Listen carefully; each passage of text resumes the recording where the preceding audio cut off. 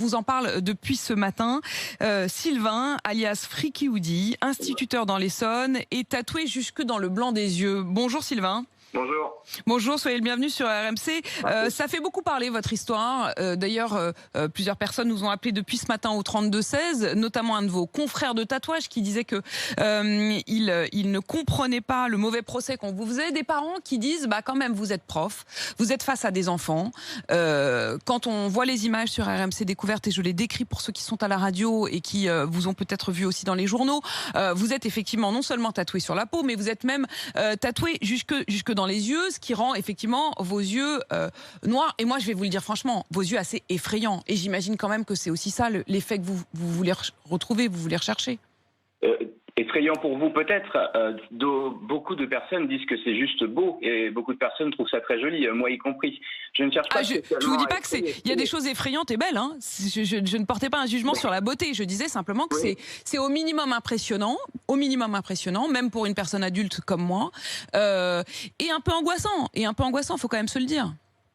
Non, encore une fois, c'est angoissant pour vous et pour d'autres personnes effectivement. Mais tous les goûts sont dans la nature et personnellement, je n'ai pas fait ça pour ça. Je n'ai pas fait ça pour provoquer des réactions. J'ai fait ça pour moi avant tout. Oui, sauf que forcément vous n'êtes pas seul et en l'occurrence vous avez un job qui vous met en confrontation et avec un rôle particulièrement important puisque vous êtes professeur des écoles. Alors vous l'avez été à une époque en maternelle, mais ça visiblement c'est fini. C'était votre souhait d'arrêter avec des enfants de maternelle ou est-ce que c'est parce qu'on vous l'a demandé ? Non, moi donc ça fait 12 ans que je suis instit et j'ai fait tous les niveaux. J'ai fait maternelle, élémentaire, j'ai fait de la SECPA, j'ai enseigné en Angleterre, donc j'ai beaucoup d'expérience.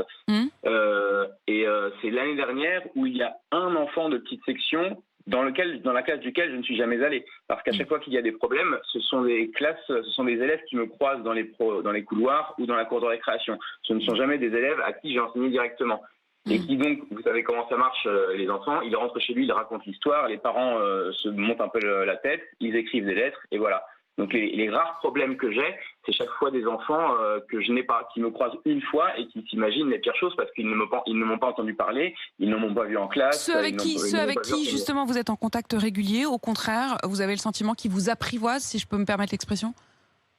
Au bout de 2 minutes, c'est-à-dire que effectivement, quand j'arrive, je ne laisse pas indifférent.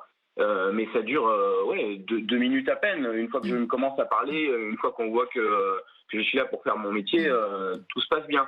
Mais Sylvain, vous comprenez bien que c'est pas anodin. Enfin, en tout cas, vous pouvez pas me dire que c'est anodin.